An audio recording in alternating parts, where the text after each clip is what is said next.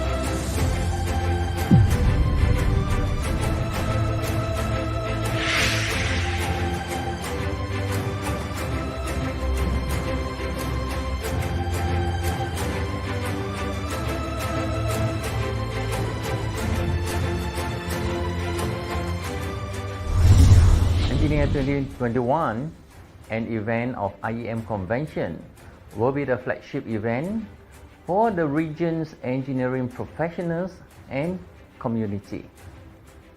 It is IEM's hope that this hybrid exhibition platform will complement our role to uplift the industry and to prepare our profession and talents for the future of engineering.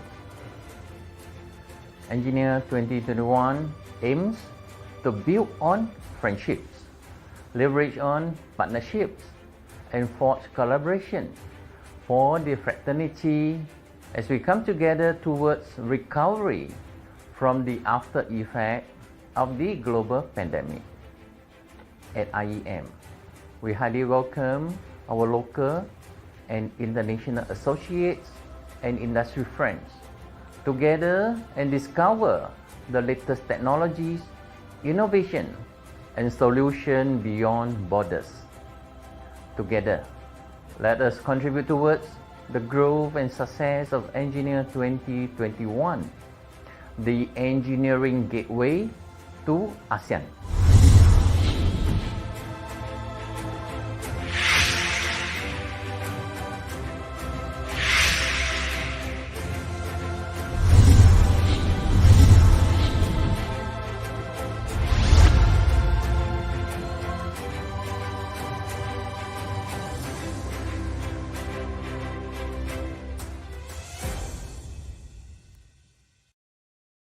Yes, we are as excited as you are with Engineer 2021.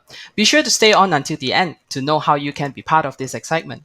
All right, back to today's session. Ladies and gentlemen, when you stay to the end of this Power Talk, you will learn how to achieve the aforesaid, starting from design, construction, testing, and commissioning, and last but not least, maintenance throughout the operational period. Do note that this session is CPD applicable for all BEM members. Follow the instructions in the comment section and be ready to claim your CPD point. Right? If you have any questions that you would like to direct to our panelists, feel free to type your questions in the comment section as well, and we will attend to them at the end of this session. Today's topic is managing high efficiency building towards sustainability approach. And we are honored to have three special guests as today's panelists. And they are specially brought to you by Mashre, the Malaysian chapter of the American Society of Heating, Refrigerating and Air Conditioning Engineer. Here are the speakers for today. Engineer Cheng Yu Leong, General Manager of UOA Development Berhad. Technologist Dr. Hui Ka Ho, Associate and Acoustic Audiovisual and Theatre Consulting Lead from Arup, Malaysia, and Technologist Engineer Xiao Jet Shen, Director of Alliance MEP Sendirian Berhad. Today's session is moderated by Engineer Wong Win Heng, Committee Member for Building Services Technical Division of the Institution of Engineers Malaysia, or IEM. Let me share a quick background to introduce our moderator. Engineer Wong is a registered professional engineer with practicing certificate from the Board of Engineers Malaysia. He is currently appointed as the Senior Business Development Manager for a multinational company dealing with power, heavy electrical equipment, automation, products, and technology. He has more than 20 plus years of working experience in the field of project management, product development, and management for industrial automation and control system.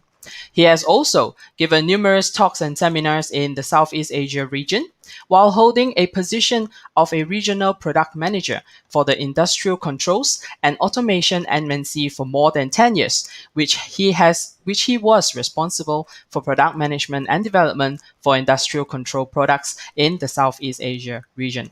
Engineer Wong is also an active person in various professional bodies and also represent IEM in various technical working groups.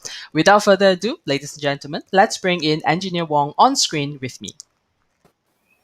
Hi, Lillian. Hi, Engineer Wong. How are you today? And thank you for the introduction. Okay, You're most welcome. Pass the floor over to you. Thank you very much. A very good afternoon and warm welcome to everyone to the inaugural Engineer Power Talk series. I'm Wong, and I'll be your moderator for today's session. Okay, on today's topic on managing high efficiency building towards sustainability approach, we'll be discussing on a few challenges. Challenge number one is the yearly increase in the contribution of building to electricity, both in the residential as well in the commercial sectors. Challenge number two, the impact of environment due to the generations of electricity from fossil fuel in those heavy-duty power generation plants. And challenge number three, how proper design, development, and decision-making is essential for an engineer to ensure the building, mechanical, and electrical system meets the optimal design criteria. Okay, and to discuss and share further on these topics, we are happy to have three invited specialists in their fields, and they are again Engineer Cheng Yu Leong, General Manager of UOA Development Berhad, Technologist Dr. Hui Ka Ho, Associate and Acoustic Audio, Visual, and Theatre Consulting Leads in Arup, Malaysia, Technologist Engineer Xiao Jetson, Directors of Alliance MEP Sendirian Berhad. Okay, we'll be having these three specialists talking on different subjects later on. Feel free to drop your questions in the comment sections. Who is to be directed to, and we'll do our best to answer them before the end of the talk. With that, let me introduce the first panelist for today's session. Engineer Cheng. Engineer Cheng is a registered professional engineer with practicing certificate with the Board of Engineers Malaysia and a senior member of the Institution of Engineers Malaysia. He has more than 20 years of hands-on project experience in the design and construction for hotels, healthcare, shopping malls, high-rise commercial office, and residential buildings. He is currently the General Manager of UOA Development Berhad and is also an ASHRAE Malaysian Chapter Subcommittee member. He obtained his bachelor degree in mechanical engineering and a master degree in field of construction management. He is also a certified energy manager with the expertise to carry out energy efficiency audit for buildings. In addition to that, Engineer Cheng also like to teach and share his valuable experience with young engineers. He is also the Human Resource Development Corporation Certified Trainer. Okay, without further ado, let me invite Engineer Cheng to join me on screen. Engineer Cheng. Hi, Engineer Wong. How are you today? I'm good. Thank you for your Okay. short introduction. Thank you. I'll pass the screen to you. Sure. Hi, thank you. First of all, I would like to thank the organizer and the team by giving me a chance to present. So my presentation for this afternoon will be towards the new building on managing energy consumption, starting from a very conceptual design, install, commissioning of a building. Also, I will touch a bit on the operation and maintenance of the system by giving some ideas regards to the energy conservation practice. So time is very limited, so I will go through my slide very fast. Okay, these are the outline. The first one, optimizing full potential at the design stage, and I will go to the last one with the conclusion. Okay, so I will speed up a bit. Okay, this slide actually show you the energy apportioning in a building. Okay, an air conditioning system having the highest portion of energy use, which is 55% of the total building energy, and followed by the office equipment such as a printer, fax machine, computer, which took up about 20%. All right. So office lighting also play a very important role because it took up about 15% of energy, and so on. Don't forget about the pantry also, right? So why air conditioning take up so much energy? Obviously, because of hot and humid weather throughout the years, or thermal comfort is a priority.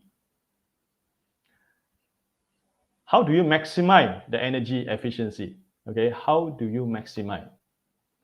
Right. So most important thing is to prevent heat gain into the building. Okay, let me show you. The building envelopes, okay, the orientation, the shape of the building plays an important role to minimize the direct sunlight exposure and maximizing the natural daylight.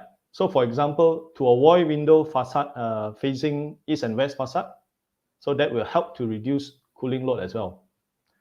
Whereby solar shading can be either horizontal or vertical type, depends on the design, but basically to minimize solar glare and heat radiation to the window. And we have window to wall ratio. Generally better to have less window area compared to wall, as wall is always having the best insulation, right? However, if you want to have a nice looking building, like the photo shown on the right hand side, you can actually go for double glazed facade. So double glazed facade actually are highly efficient and they're having a good thermal insulation. You can actually use low E glass as well to further reduce the heat gain into the building. Okay, points to be taken, okay? Look at the bottom. By using passive cooling technology, okay, eventually we'll reduce heat gain into the building and also reduce energy consumption. Right. Next slide. This slide will actually show you the lighting zone, okay? So it's good to provide flexible lighting control to optimize energy saving. For example, all individual rooms to be individually switched as shown in the top right picture with different colors. So you can also add on motion sensor on each individual room. So basically the motion sensor will automatically turn off the lights when the rooms are empty. Okay, and also photocell sensor is normally installed at the perimeter of the building. So in other words, when the rooms are sufficiently bright, the light sensor will dim down the artificial lighting. Okay, right? So you also can have energy saving LED light fittings, which is quite common and low in cost, and sub-metering to monitor energy consumption and troubleshooting purposes. Okay, and this one, I believe you have seen this before, the energy efficient product with a trademark sticker on it and star rating. So purchase energy efficient product and operate them efficiently. Okay, so again, point to be taken, by having all these energy efficient technologies, will actually reduce artificial lighting and also eventually reduce energy consumption. Right, next slide. Okay, so these are some of the energy saving equipment, okay, such as a high efficiency cooling tower, high efficiency chiller, also can be integrated with VSD, and a high efficiency pump, complete with VSD as well. So basically this VSD will ramp down the pump flow when the chiller running in a part load, okay? So will reduce energy and electricity bill as well. And you also can go for the chiller plant optimization, okay? So this will actually help you to plan and manage your operation and optimize the system performance.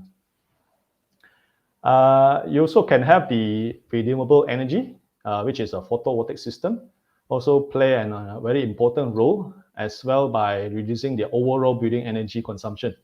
Well, what else? You can get a free harvesting energy from the sun, which to be integrated into your building, right?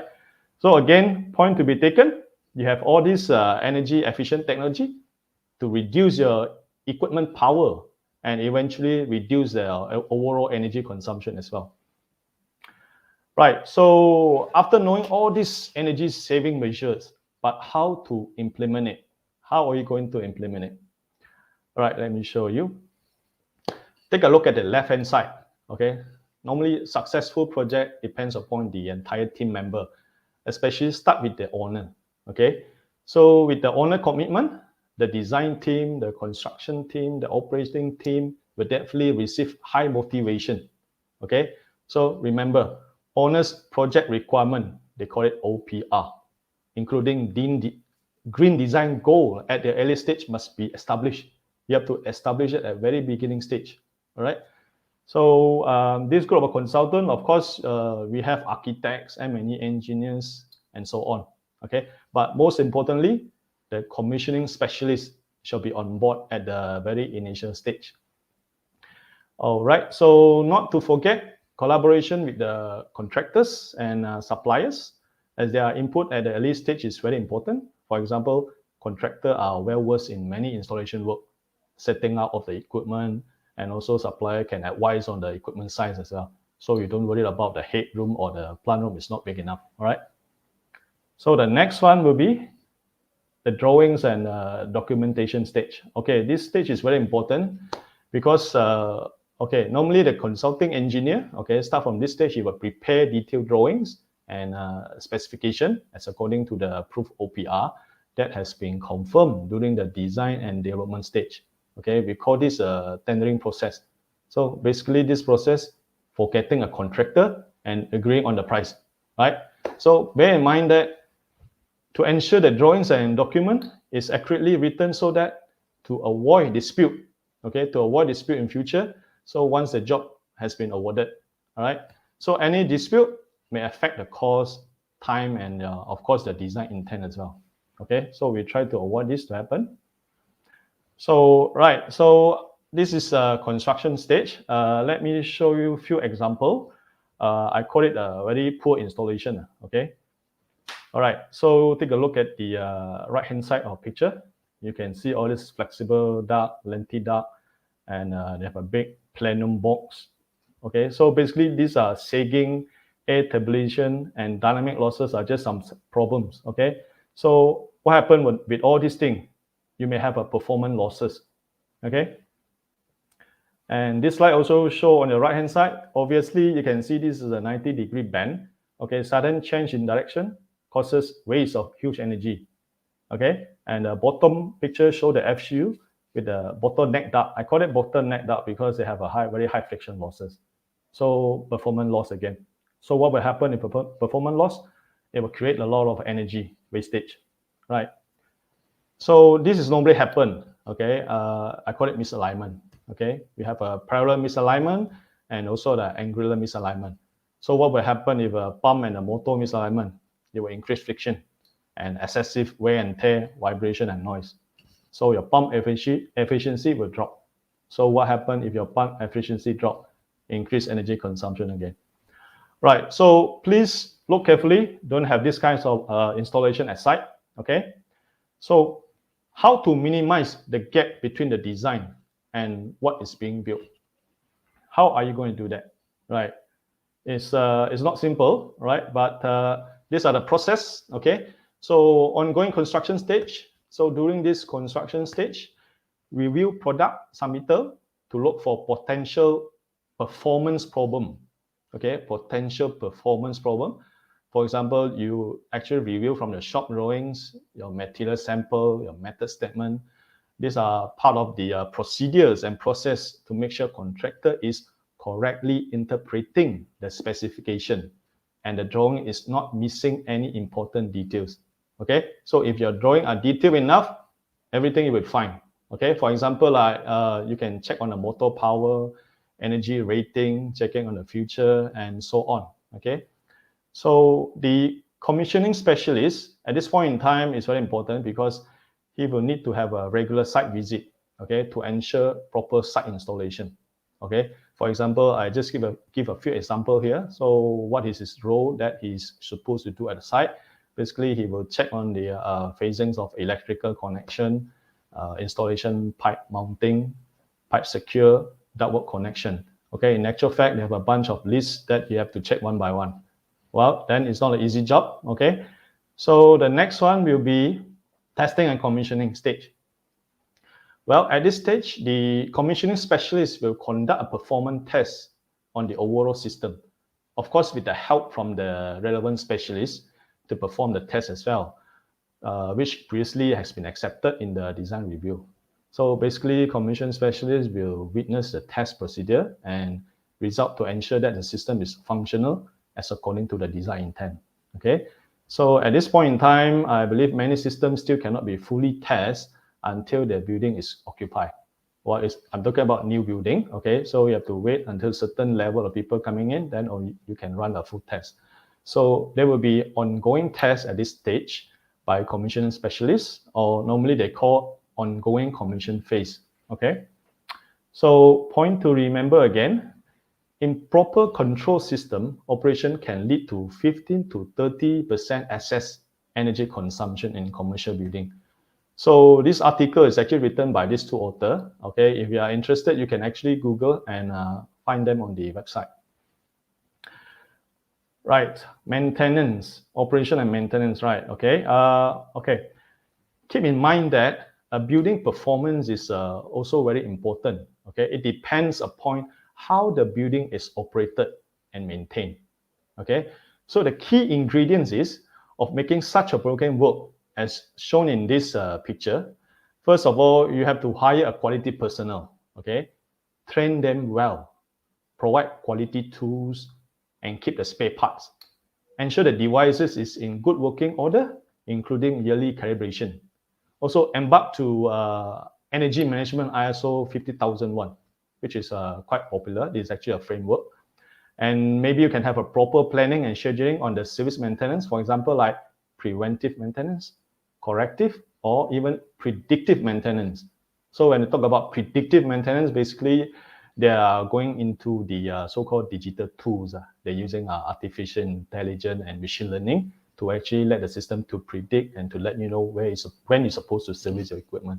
Okay, so the next one, if your building is operated more than 4 to 5 years, you can actually go for full energy audit and measurement and verification. Okay, because this helps you to understand more of your energy management system. Okay, right. Well, this is the final slide of my presentation. This is our conclusion. I just want to give you a brief that I have gone through the show you the method to prevent heat gain into the building, which is a passive cooling technology, followed by incorporating of energy efficiency technology, integrating design team, conduct details review on a technical submission, commissioning of a system, and last but not least, operation and maintenance management. Okay, thank you for your kind attention, and I hope that today my share can actually benefit you all. All right, thank you very much. Engineer Wong, I pass back the floor to you. Thank you. Thank you, Engineer Cheng, for that very insightful sharing. Looks Thank like you. effectively managing a building doesn't just fall on the operations and maintenance team. It starts from the very beginning, from the conceptual design, whereby you select the proper materials, the proper documentations, up to construction, all the way up. That is how you actually do a proper optimization, design, and operation of a building. That is how you actually effectively managing the whole building energy consumption at the end of the day, right? Thank you so much for your insight. Thank you. Thank Okay. you. Next, our second panelist, Dr. Hui. Dr. Hui has a very strong technical skills in architectural acoustic, as well as environmental noise and vibration. Over the years, his consultancy experience has covered a broad spectrum of the industries, including arts and cultures, energy, government, healthcare, property, transport, science, industry, and technology. That's a long list. Okay, he has worked on many iconic projects in Malaysia. His experience is enhanced with a doctoral degree in vibrational engineering. At the same time, his professional competency is recognized by the Department of Environment as a qualified noise and vibration specialist. The engineering, and he is with the Engineering Council as a chartered engineer on this, and with the Malaysian Board of Technologies as a professional technologist, building and construction technology. Okay, with that, let me bring Dr. Hui on screen with me. Dr. Hui. Hi, good afternoon. Good afternoon, Dr. Hui. How are you today? Yeah, I'm good. Thanks for the introductions. Okay. Yeah, I'll pass the screen to you, Dr. Hui. Yeah. Thank you, Engineer Wong, for the introductions, and also thank you for everyone in joining these Engineer Power Talk sessions. I'm Garho, and today I would like to share on acoustic comfort in building. Before we dive into acoustic comfort, let's talk about sustainable design. Sustainable design focus on efficiency, and most of the time we talk about energy efficiency. Why? By achieving energy efficiency, we reduce carbon footprint. At the same time, we slow down climate change. And the most important is we reduce the utilities expenses in a building. Therefore, we have putting in so much effort in designing a energy efficient HVAC system. But what about employee efficiency? Human resource being the most important asset of a company. And many research show that there is positive relationship in between proper acoustic design and sustainable design. For instance, energy efficient HVAC system require a low airflow in duct velocity. And by doing this will keep the background noise in the building low. Another example has been explained by Engineer Cheng earlier, whereby having a double glazed facade system will keep the thermal load in the building low. And this double glazed facade system is also provide good sound insulations. This will reduce the external noise ingress into the interior space. So this is a win-win design. Acoustic environment affect overall comfort level of a space. On top of that, it also affect occupant perception, well-being, learning, and working performance. For instance, in a workplace, poor acoustic performance reduce working performance and productivity. While in the classroom, poor acoustic performance will influence both the understanding by the student and also the physical stress of the teacher. Research showed that poor indoor environmental quality reduced learning performance by 30%. Therefore, that is the reason acoustic comfort is so important in order to ensure optimal learning and working performance. Let's talk about building acoustic. I hope I could give you as much as info that it is possible in the next 10 to 15 minutes. Generally, building acoustic can be classified into three elements, which are background noise. Background noise mainly governed by the building services installed in the building. And the second element is a sound insulation. Sound insulation between spaces in order to ensure proper speech privacy in between space. And the last will be the room acoustic. Room acoustic is related to the reverberant sound control in order to ensure speech intelligibility in a space. People spend more than 80 to 90% of their time inside a building, especially during the pandemic. All of us is actually being locked down and working from home. So many researchers has investigated the impact of thermal, acoustic, and visual environment on the overall indoor environmental quality. They try to establish the relationship in between these three elements. I would like to share with you an interesting finding from a researcher. This researcher has conducted a survey on 120 participants, and the researcher gradually changed the thermal, acoustic, and visual environment in a room. And subsequently, the researcher record the response from the participants. Let's have a look on the outcome. First, this explains the influence of the thermal environment on indoor environmental quality.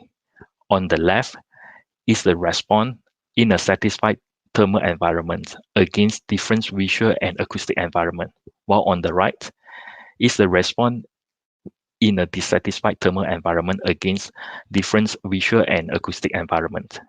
And the green smiley face represents satisfactions, while the red face represents dissatisfied. So from the result, we can draw a conclusion. If an occupant is not satisfied with the thermal environment, they are not likely will turn into satisfactions, regardless how is the acoustic and visual environment. In other words, if an occupant is not satisfied with the temperature in a room, no matter how quiet or how bright is the room, they will remain unsatisfied. Let's look at the acoustic environment. On the left is the result in a satisfied acoustic environment, while on the right is the response in a dissatisfied acoustic environment. So from this result, we can conclude that if an occupant is not satisfied with the acoustic environment, they are not likely to turn into satisfaction, even the temperature in a room is low and the light setting is bright. Let's look at the impact of the visual environment. It seems like human is less sensitive towards visual environment. The result on the left recorded in a satisfied visual environment, while the result on the right recorded in a dissatisfied visual environment. So it seems like the visual environment doesn't seem to have significant impact on the occupant satisfactions. In the past, we always think about thermal comfort is everything, especially in HVAC system design. But based on many research outcomes that published recently, it seems to be both thermal and acoustic environment have an equal impact on the on the indoor environmental quality. And the temperature and acoustic perception has a strong cross relationship. If really want to rate the the influence of these three elements on the overall comfort level, then thermal and acoustic will have an equal percentage of 35%, whereby visual will contribute to 30% of the overall comfort level. Let's look at the noise sources in a building. There are many noise sources in a building, of course, mainly governed by the building services. One of the major noise sources in the building is air conditioning system, whereby the noise generated from the blower being transmitted into an occupiable space through the ducting layout. Proper design of the ductwork and also incorporation of all these acoustic treatment, such as internal lining and appropriate length of the duct silencer, it will bring the internal noise level to a optimal level. Another major noise source in a building is actually originated from the plant room.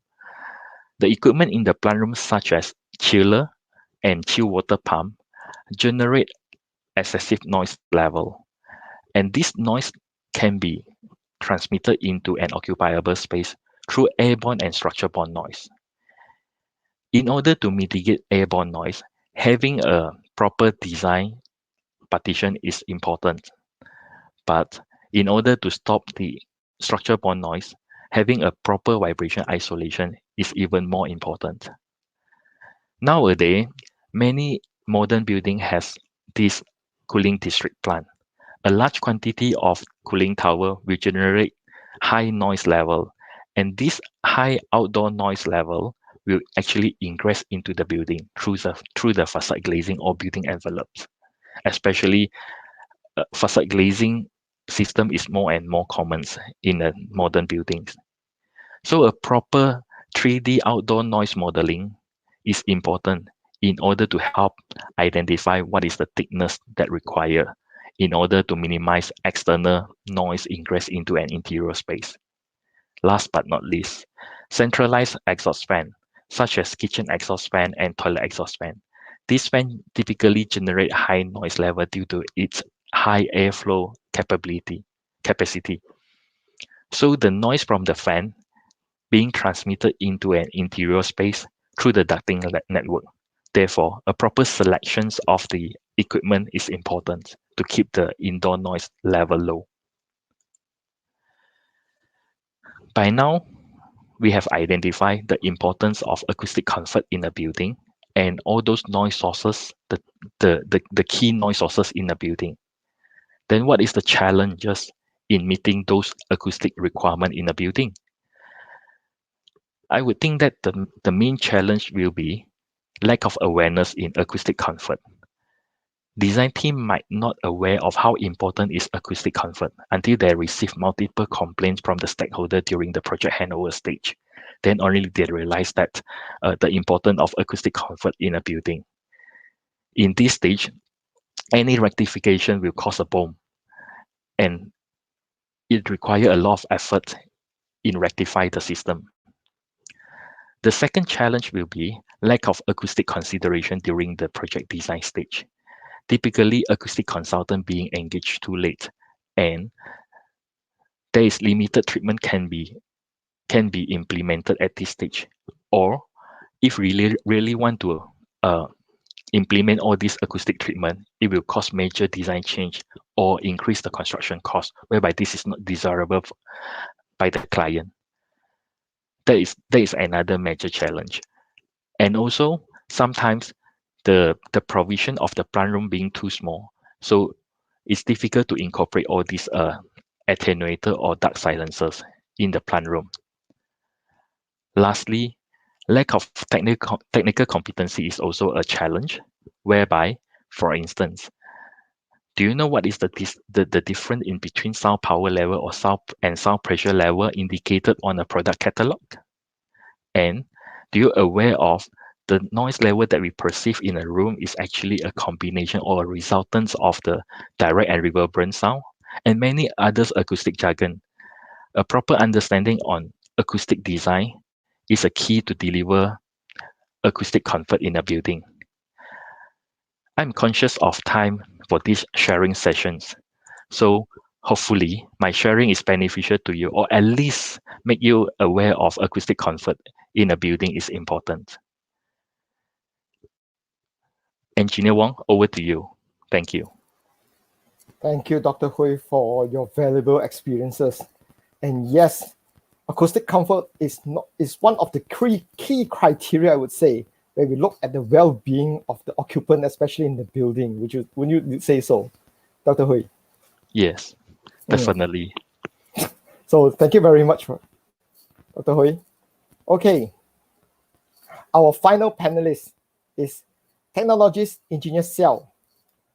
Technologist Engineer Xiao, he is a 33 kV competent engineer registered with the Suruhan Jaya Tenaga and also a grid-connected photovoltaic qualified person registered with the Sustainable Energy Development Authority, SEDA. Okay, he has more than 15 years of experience in mechanical, electrical, plumbing in the building services consultancies.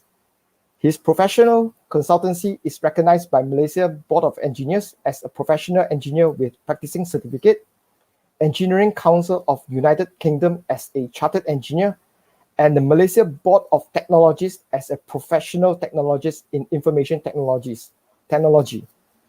He is also a HRD Corp certified trainer. Okay, let's welcome Engineer Xiao on screen with me. Engineer Xiao. Hi, afternoon, Engineer Wong. Good afternoon, Engineer Xiao. How are you today? I'm great. Okay, so I'll pass the screen to you for your sharing. Right, thank you, Engineer Wong, for the introductions. So basically, as the starting of the seminars, Engineer Wong has brought up the global issues that facing by the humankind, where our Earth is actually facing a global warming issues. And also we are trying to reduce the carbon emissions to the atmosphere. So my presentation topic today is optimized photovoltaic system design to maximize the energy harvesting. So why do we call a photovoltaic system instead of a solar panel? Because it's just, harvesting the energy from the sun actually. So basically solar panel in technical terms is referred to like our previously solar heating element, like your hot water and all those. So photovoltaics in technical terms is actually direct convert the sunlight into electricity. So that's why we call it photovoltaics. So in short, we can call it PV. So we hope that with the implementation of this renewable energy to maximize the energy harvesting, can reduce partly of the carbon emissions to the atmosphere, right? So I will go through my presentation content today. Firstly, I will talk about a photovoltaic system incentive in Malaysia. This is trying to achieve the energy saving from renewable energy while we can enjoy our pocket money saving as well, right? So in these sessions, we'll go through the few types of photovoltaic system. Either is a grid connected or off-grid connected. Off-grid means that our electrical system is not connected to the TNB, right, or our electrical utility grid, right? The second topic I will talk about is how do we optimize the for new buildings and also existing building, right? Last but not least, is a concern that we're trying to save our Mother Earth and also reduce the carbon emissions, but also we can reduce our electrical usage. Then how do we calculate the return on investment? The rule of thumbs, how do we estimate the roof size and so on and so forth, right? So without further ado, I will go for the first topic today is photovoltaic system incentives in Malaysia. So basically we have, is governed by Sustainable Energy Development Authority Malaysia, SEDA. So we are already entering the third version of net energy metering, which is NEM 3.0. So basically NEM 3.0, we have NEM Rakyat, which is for domestic user, which is a normal household, right? Then we have a NEM government, in the name is for government building. Then we have NOVA, is actually for industrial and also commercial building, right? How do this NEM is beneficial to us is actually NEM in full terms called net energy metering. So that whatever the solar panel or this photovoltaic system generate, if more than the usage, it will supply back to the grid. So later I will show in the figures. So for NOVA, it's actually for Celco, and currently it's only offset the system marginal price instead of the full tariff. Okay, so after 10 years of implementation of the photovoltaic system, this will go back to self-consumption mode. So which means the excessive of power will not be generated back to the grid, but it's only for your building self-consumption. So why is this important is because it will affect our design of our PV system capacities. So this is the photovoltaic system quota, NEM 3.0, dated yesterday. So I kept a screenshot from our SEDA website. So for Nova, actually the quota has finished, 300 megawatt has finished. So we have to wait until NEM 4.0 announcement. But for NEM Rakyat and NEM government, we still have the quota. But Nova, don't be so sad about the quota finish. We still can go for implementation of Cellco mode, where I will explain in the second section later. So the first stage of photovoltaic system design during planning stage is actually to select the photovoltaic system that suits your objective of installations. So as mentioned just now, our NEM Rakyat and NEM government is actually you can export and import the electrical energy from the utilities, right? So the second one is actually Cellco mode, where you can't export any energy to the grid. You must generate not more than your demand, right? The third one will be a GCPV, grid connected as well, but this one is with the battery system. So this is how do we maximize the energy harvest, where I will explain in the second section as well. So this three method is actually a grid connected system, while we have another two system, which is off-grid AC system. So means that the solar is actually directly generate the power and then store in the battery, and then the battery will connect to the inverter and then invert this DC current to AC and then supply back to the appliances. So the next one is off-grid as well, but it's a DC system. So the DC system difference between AC is actually, first, the inverter is changed to DC converter, right?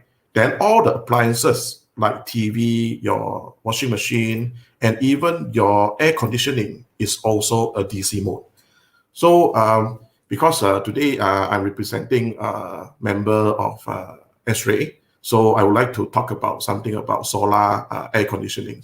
So basically in the market, there are people claiming this air conditioning is solar powered. So basically there are two types. One is AC powered, which is on the left-hand side. So you need to go through an inverter and then invert back to AC, and then only you can power out the aircon. While the other type is actually purely DC, where your aircon is actually powered by 48 volts DC, right? Surprisingly, the DC powered solar aircon is actually more efficient than the AC, because the power consumption says for 12,000 BTU hour, or we call it 1 refrigerant ton, or is approximately more than 1 horsepower, is only used about 500 watt DC, right? So there's something about the solar air conditioning. So I go through how do we optimize photovoltaic system design during the design stage for new buildings. So give an example, we have a terrace house, 24 feet by 70 feet, which is typical in Malaysia.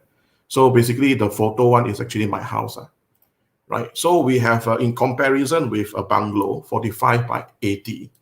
So by perception-wise, the footprint of the roof of the bungalow house definitely is bigger than terrace house. But in this case of study, the terrace house is actually my house actually installed with 11.34 kilowatt peak, while this bungalow house is only 3.5 kilowatt peak. But what is the conditions or circumstances that cause these situations, right? So it's because before optimization, we can see this is the roof of the bungalow houses. So the available space, it can only fit 7 panels of 500 watt peak photovoltaics panel. And then on the left and right side is due to the shading of the water tank.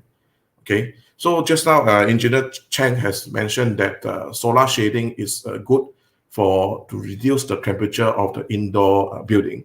But for photovoltaic system, we hate and we don't encourage shading due to these obstacles. So then the third one is actually on the top part is actually insufficient space for PV, right? So how do we do optimization during design stage? So basically is be in consideration of the solar shading and also the space of the the photovoltaics. After our optimization, you see it can increase from 3.5 kilowatt peaks to 14 kilowatt peaks, right? So we go for existing building. This one can be implemented as a house as well, right? So the steps to maximize is actually we have to check first to the sun orientations, where our panels, it will maximize the energy yield is actually facing to the north and the south, right? And also we have to check whether is there any shading factor due to the jet roof. So as we can see from these factories, actually the jet roof is on the middle. So the left and the right side of the jet roof is actually not suitable for solar installations because of the shading, right? While the other area at the green one is actually the available space that you can put in your solar PV. Okay, another under cell cold mode, because as I mentioned in the first section, the generations of power from PV cannot more than your demand, right? So to understand about your load profile is crucial when you design your PV system for this cell cold system. So on the right hand side, we have our typical daily irradiance, right? On the right hand side is actually a typical daily electrical load. We have industrial, commercial, and residential. So in this case, we take commercial as an example, right? So the red line is actually the daily electrical load profile, commercial, all right? And the back one is actually our solar irradiance from 7 in the morning until 6 in the evening. So if the maximum of the power usage is 0.25 megawatt, so what is the energy will be generated for if we install a PV system of 0.27? So it's actually, we can see that 100% of the energy generated by the PV system has been fully utilized or fully used by the building, right? So we go to the second example is actually if we size the PV panels much more bigger than our demand, so what is going to be happen? So as we can see, the area at the orange is actually the wasted energy yield, where the inverter have to tune down so that your generation is not more than your demand, right? So how the energy yield is actually we can install a battery storage to store whatever excessive power generated by the PV. So we have two options for this case of Celco. Either we design the PV system that is just nicely suits our load profile. The second one is we put in a storage batteries, right, to store the extra energy yield and then to be used during at night or the excessive area. So the last part will be the ROI, which is most of the concern to the person who want to invest to this PV system, right? So first thing first, we estimate the energy harvest per month per kilowatt peak is actually in Malaysia. Per kilowatt peak of PV system can generate 85 to 100 kilowatt hours, right? Then the area needed is actually 1 meter square. It can install 0.2 to 0.24 kilowatt peak at the moment with the cell efficiency current available in the market, right?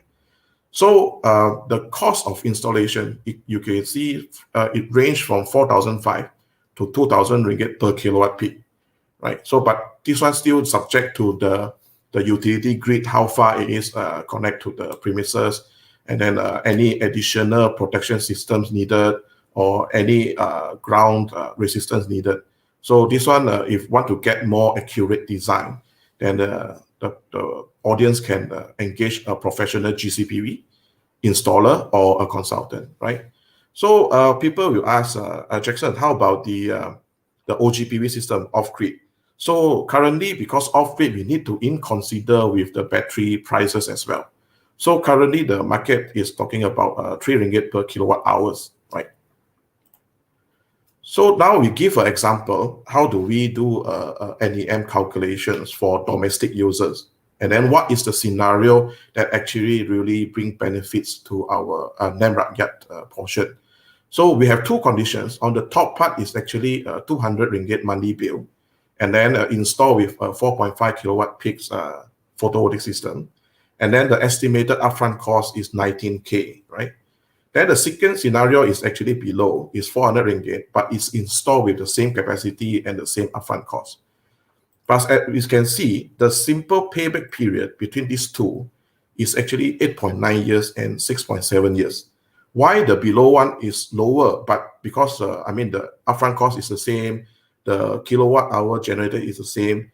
This is because the offset is actually calculated from the highest bill, your highest tier of electricity. So it will cut down from the highest, then only go to a lower. So the higher electricity that your house using, actually your ROI will be faster than the lower. Right? The tariff B and D is example for all. So I think that's today my discussion. Then I pass back to our moderator, Engineer Wong. Thank you, Engineer Sel, for that very informative session. This session where we are actually looking at a PV as an alternative renewable energy source, and what are the options that are available to us if you want to install this system in our residence or in a building. Okay, thank you very much, Engineer Sel. Thank you, Engineer Sel. Okay. To our audience, okay, feel free to ask any questions at the comment section, and remember to mention who the questions are intended for. Okay, so that we can actually ask the panelists your questions. Okay. Now, okay, we have heard from all the three parties. Okay, we shall move on to a discussion forum and tackle some questions from the audience as well as from me as well. Okay, let me invite the other two panelists to join me on screen, Engineer Cheng and Dr. Hui. Engineer Cheng, Dr. Hui. Hi, Engineer Wong. Engineer Wong. Welcome back. Okay, let's begin our discussion forum. Okay, I have one question for Engineer Cheng. Okay, Engineer Cheng, typically a building are designed, constructed, and commissioned accordingly. When it comes to operation and maintenance, are we at par in maintaining and operating the building optimally in Malaysia? What are your thoughts on this, Engineer Cheng? Well, thanks, Engineer Wong. That's a very good question. All right, it's a bit tough to answer that one. So actually, my thought is, actually many organizations and building owners, they actually understand the importance of maintenance. Okay, so they're even willing to spend money and cost to allow some budget for their maintenance. Why? Because to ensure the buildings, the building operation in a proper manner, because to avoid downtime. Okay, that's the most important thing, because downtime will affect their business. For example, your office, your air conditioning down, so you will have effect on the cooling spaces, and tenants will complain, all those things. So the thing is, because many of the building owner, they know about the downtime, but they're not aware when their assets are due to replace and when to be scheduled to upgrade. That's the thing. Because there is even a so-called a big organization. Some of them, they're willing to spend more money and cost to invest on the digital tools. Likewise, the artificial intelligence things, to predict the maintenance. And because the AI having a capability and a diagnostic system, nowadays it's very popular. Your IoT platform and machine learning to monitor the health of the equipment.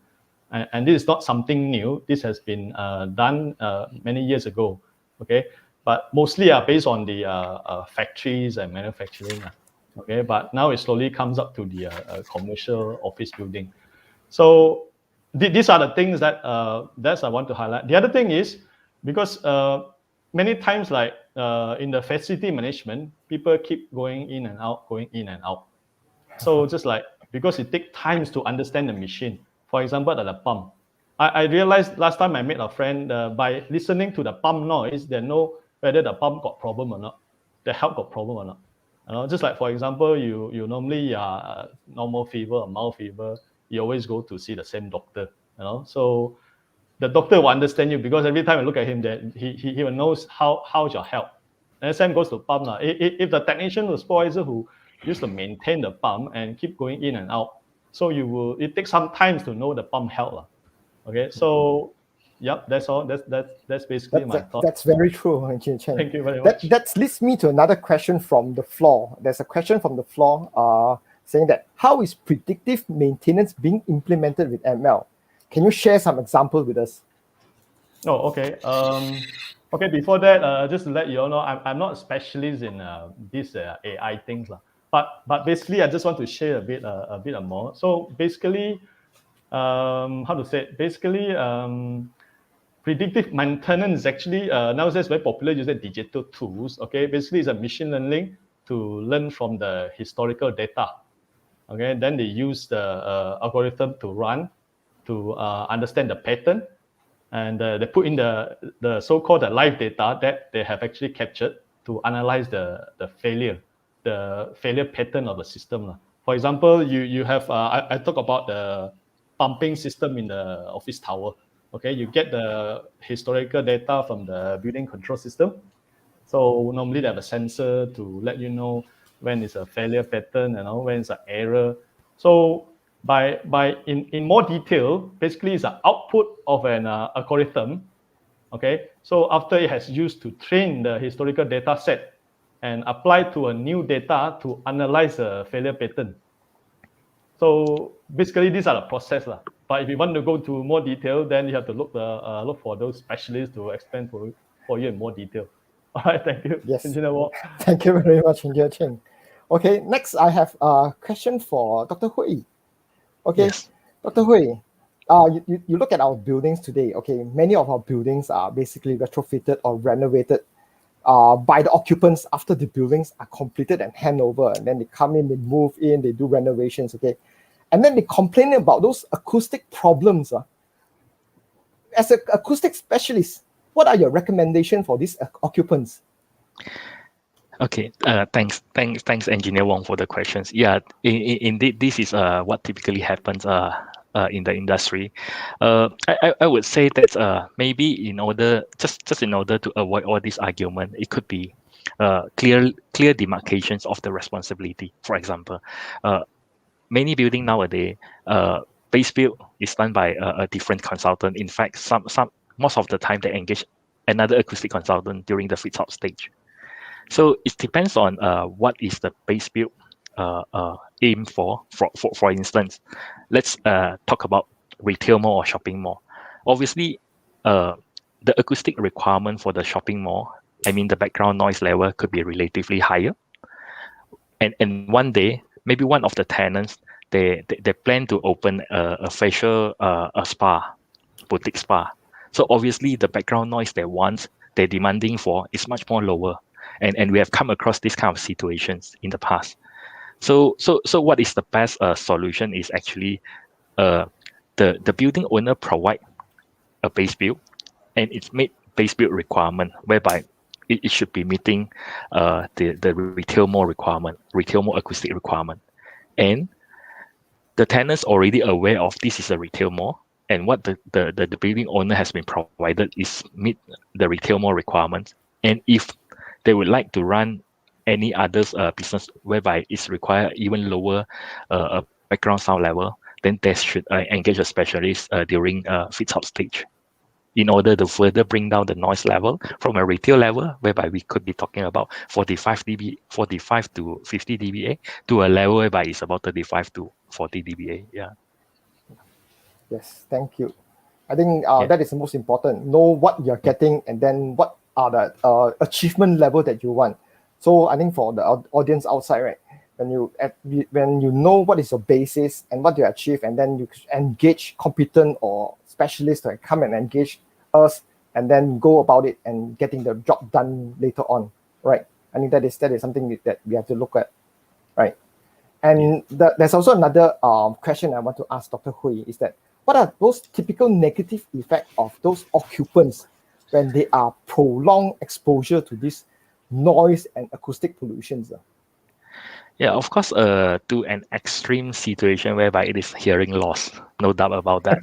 but hearing loss is something we talk about 85 dBA and above, and within a longer durations exposures. Of course, aircon noise such as air conditioning or mechanical ventilation system, not likely they will cause deafness. But prolonged exposure to all this noise level, I mean, in the past we have measured whereby a back of house office can have aircon noise as high as 65 to 70 dBA. So obviously, I mean, that will not drive the occupant to a hearing loss. But however, prolonged exposure to this high noise level, which is not to the extreme case, it will definitely affected their emotions and also stress level. And also it's a workplace whereby the concentration, the attentions level will actually reduce. Of course, to an extreme case, we talk about many research has found that a high noise level will cause heart disease and also all this high blood pressure. Yeah.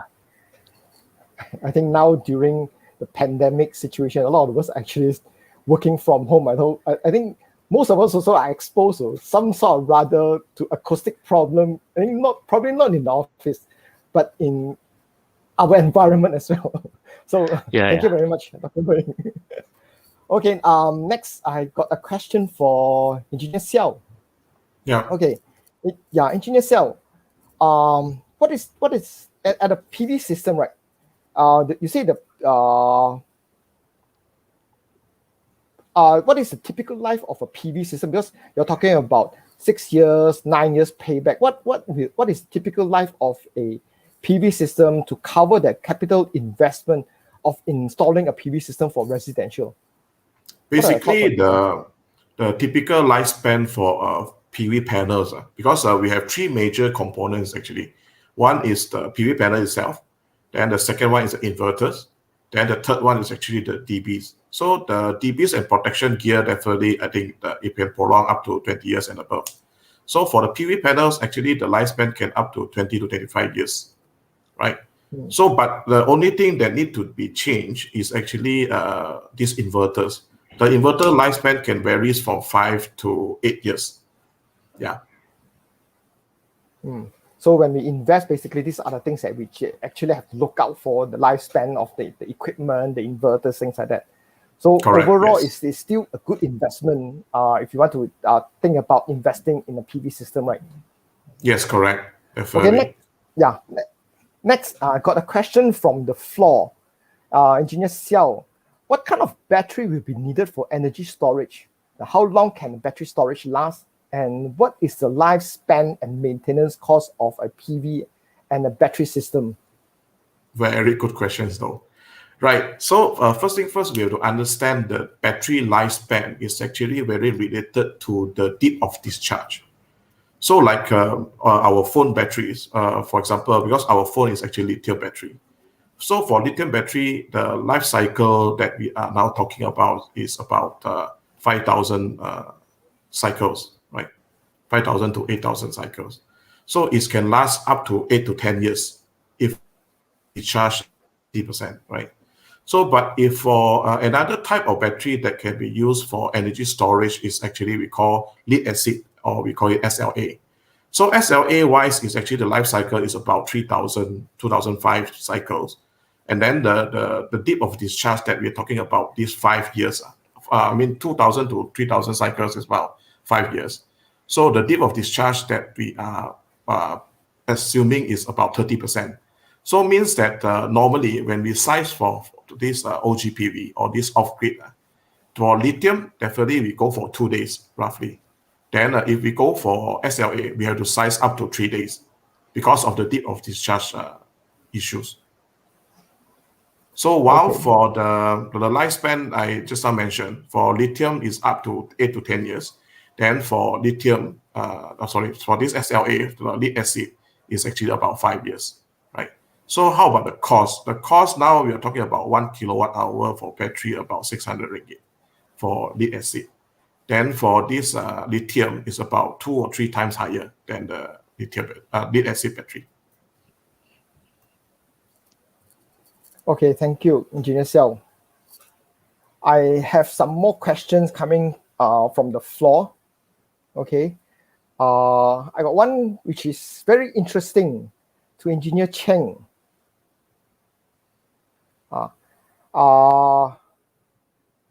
Engineer Cheng, are our existing government EE incentive good enough to encourage EE retrofitting? Oh, I see. Well, our current existing, okay, our current basically talk about energy efficient incentive lah. Okay, so basically this is not something new, but for example, like I think recently our building actually have completed lah. So we actually, because those, for example, like those incentive products, I think you have to, whatever product they use, they have to register with My Hijau lah. So to actually get this EE incentive lah, as far as I know. So well, there is, you can actually try to apply. For example, like chillers, aircon, you can actually try to apply. It's actually it's good to have lah. It's good to have, but I would say unlike on the solar PV system they have a quota. I think now they fully utilize a quota lah. I believe so. Engineers sell if you can add on.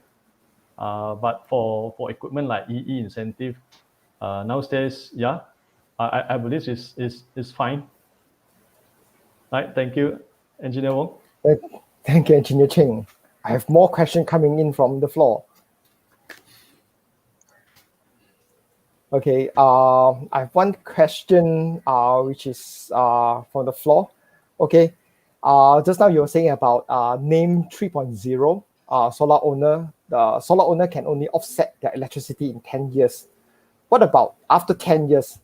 Own consumption, but but for normal residents only demand electricity at night. But the solar generate electricity is in daytime. Is it worth for it? Very good question. So just now I have mentioned about the third method of GCPV is actually with the battery storage. So if after 10 years, because now the battery price also getting lower and lower, as we can see from our EV cars, our electrical vehicles, the capacity is increasing, but yet the price for the EV also decreased. So we foresee it will be the same for the battery system as well.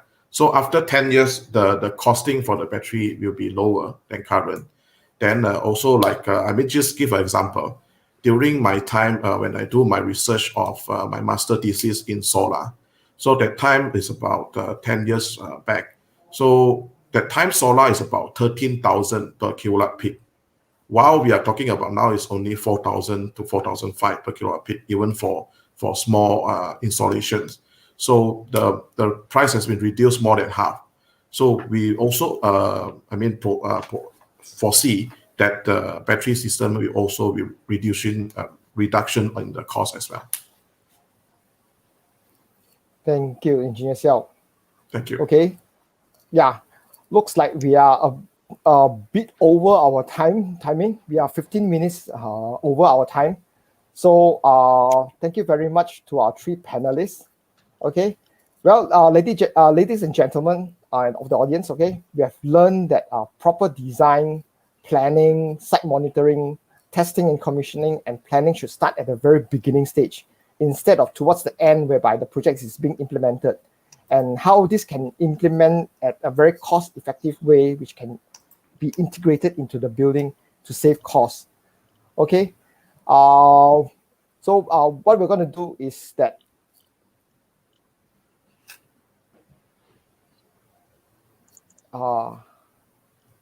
okay. All right, before we end the seminar, we're going to end the seminar anyway. Can we have our key panelists to give us the number one key takeaways for our audience in line with today's topic? All right, we'll start with Engineer Cheng. What is your key number one takeaway from this webinar? Okay, I would say, I would suggest and I will hope every practitioner like consultants or even contractors, okay, and including very much on the building owners, okay. I hope they continue to strive for sustainability of and also a green building. Try to achieve a lower building energy index, because currently I would say our building energy index is still very high, especially those older buildings. Try to do more retrofitting, and as mentioned by one of the audience, EE incentive basically is okay, applicable to retrofitting. So try to strive for that. Okay, thank you very much. Thank you very much, Engineer Ching. Next, Dr. Hui, what is your Hi. number one key takeaway for today's webinar? Yeah, thanks, Engineer Wong. I would think that a proper planning during the design stage it is important to ensure acoustic comfort in a building. Yeah, because a lot of things can be done, and a lot of things can be done easily during the design stage instead of during the later stage of the project. Thank you. Okay, thank you, Dr. Hui. That answer actually answered one of the question from our floor, because he asked how would a planning for acoustic benefits the entire project when it's planned from the beginning instead of the after. The exact answer, the key takeaway is by Dr. Hui just now. Start from the beginning, do a proper planning and do a proper design and things like that for the acoustic planning as well. Okay, Engineer Sel, what is your number one key takeaway?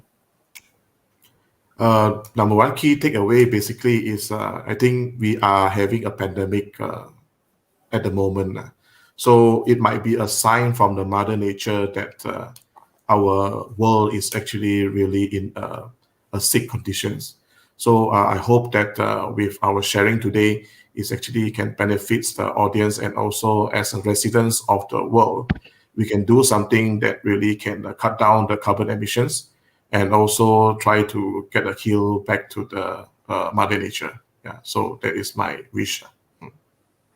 Yes, thank you, Engineer Sel. Very, very insightful. I would like to actually echo on Engineer Sel's statement just now. We are facing a very difficult time today with the pandemic and things like that. Also, we see a lot of, if you look at the news, just a few days back, there are massive floods, there are massive fire all around the world today that we live in. So it's also our part to actually safeguard the place that we live in. So with that, right, I think the key for our webinar today is actually to learn and then how to actually live and do a proper living together on this one. And with that, I would like to take another opportunity to say a very big thank you to our panelists today, Engineer Cheng, Dr. Hui, and Engineer Sel for sharing their thoughts and knowledge on this Power Talk. Okay, and at the last note to our audience, congratulations for successfully staying until the end of today's Engineers Power Talk. And we at Engineers are excited to welcome all suppliers, okay, manufacturers to be on board on this business event to rebuild our industry together. So if you would like to discover how to be part of this business event or in this Power Talk series, okay, our team has posted a link in the comment box, and do click on the link to schedule an appointment with our marketing team for further discussion. Please do join us on the upcoming Marvex Power Talk session happening on the 26th of August, 3 p.m. The registration link is posted on the comment section. Okay, and finally, do stay tuned for our next Power Talk session. Okay, everyone on the line, stay safe, take care, and bye for now. Okay, All right, thank bye. you. Bye. Thank Thank you very you. much. Thank you, everyone.